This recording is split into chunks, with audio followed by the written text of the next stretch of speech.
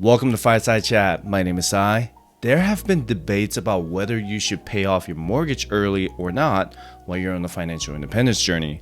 Paying off home is on the last step of the FIRE checklist, and I'm going to break down our plan to whether we're going to pay off our home early or on time.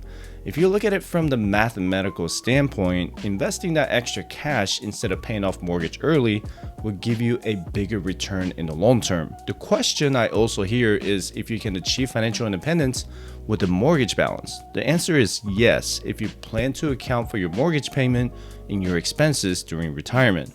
You need to include your mortgage payment in your FIRE number. This also depends on the age you retire, and I'll explain that later in this video.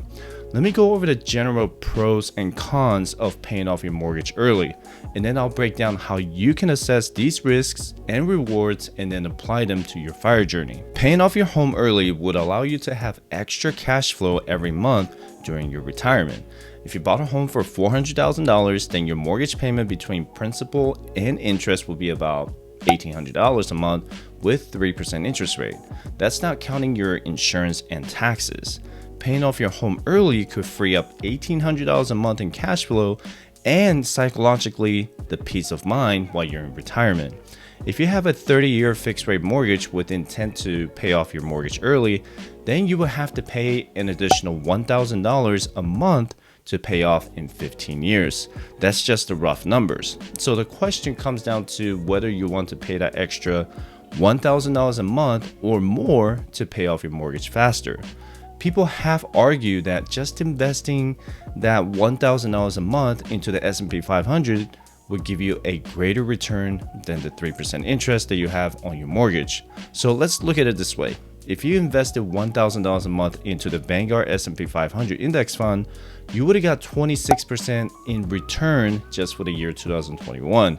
So if you paid 3% interest for your mortgage, you would have netted about 23% in total return. Let's take a look at this spreadsheet. Let's assume that you invested $1,000 a month into the S&P 500 for 30 years from 1992 to 2021, and you paid no additional payments to your mortgage principal. In this spreadsheet, I put the actual annual return percentages from 1992 to 2021.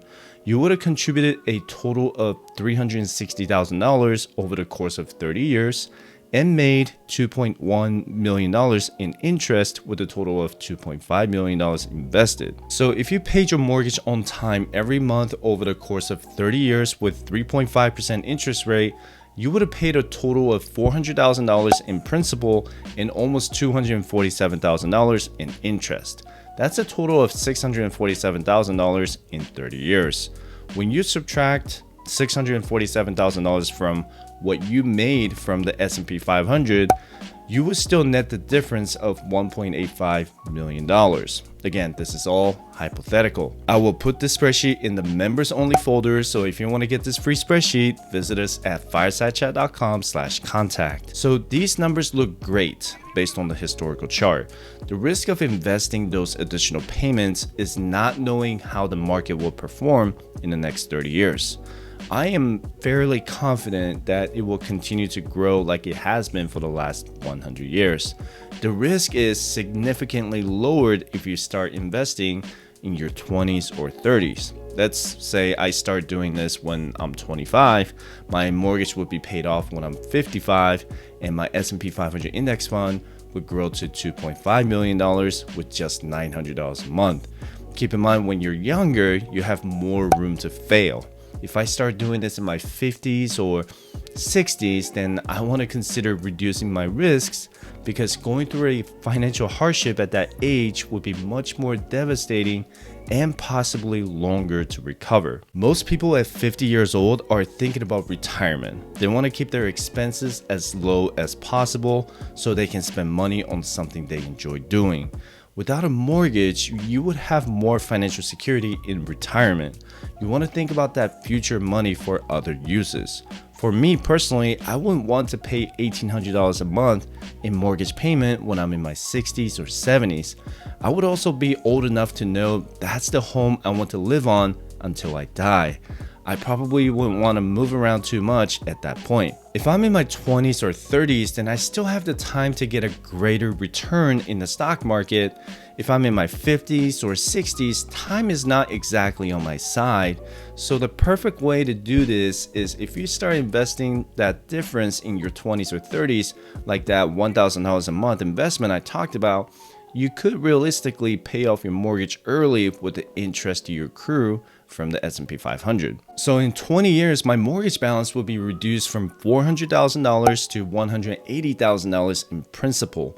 If I wanted to retire, let's say in 2012, I would have the money in the S&P 500 to pay off that mortgage balance.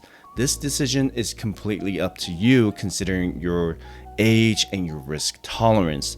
But I can tell you that most retired people do not want to worry about having mortgage payments. I also want you to keep in mind that paying off your mortgage early would tie your cash into the equity of your home, which is not easily accessible until you sell the house or you take a loan out of your paid off home. Make sure you have a diversified net worth and you don't have too much money tied up with real estate. I bought my house back in 2014 for $184,000, and you're not gonna find that price anywhere in Vegas now. My monthly payment at the time was about $900 a month, and this is before I refinanced in 2020. Now we pay $730 a month. That is why real estate is a great asset type to hedge against inflation. By year 15, I'll have about $120,000 remaining in my mortgage balance, and that's if I don't pay any extra to it. If I paid extra $900 a month towards my mortgage, then my mortgage would be paid off in 15 years. Now, if I just invest $900 a month into the S&P 500 in my taxable brokerage account since 2014, that's $10,800 a year, and these return percentages are from the real data. Then I would have pretty close to $190,000 by the end of 2021. My mortgage in January 2022 would have been, the balance would have been around $135,000.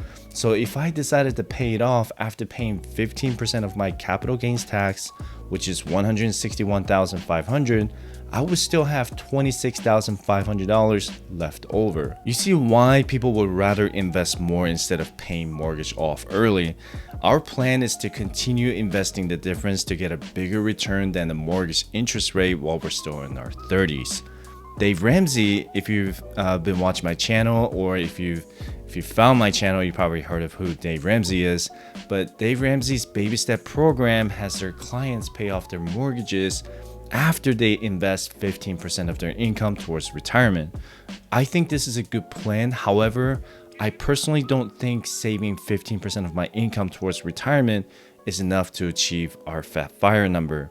I would probably agree with him if I'm starting my FIRE journey in my 40s or 50s, because I want my home to be paid off before I reach my FIRE number. I did a video on comparing Dave Ramsey's baby step plan to my Fat FIRE plan, and you can check that link out in the description below.